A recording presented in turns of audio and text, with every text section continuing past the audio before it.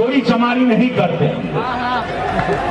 भोजपुरी के स्टार रवि किशन ने एक बार फिर से किया विवाद चमार जाति को लेकर। तो भाई लोग, आप लोग इस क्लिप में देखे होंगे रवि किशन ने चमार जाति को किया अपमान। तो रवि किशन अपने आप को ढेर बड़ा जात समझ रहे हैं।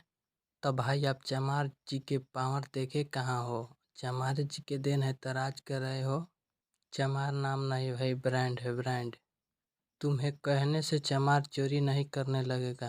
चमार जी के पावर कबो घटेगा नहीं भाई। तो तुम एक कलकार हो, कलकार की तरह रहो। किसी जात के अपमान नहीं करना चाहिए तुम्हें। तो भाई लोग, इस वीडियो में बने रहें और देखिए रवि किशन ने क्या बोले हैं इस क्लिप में। चोरी चमारी नहीं करते, मेहनत करते। यह मेहनत चोरी चमारी नहीं करते,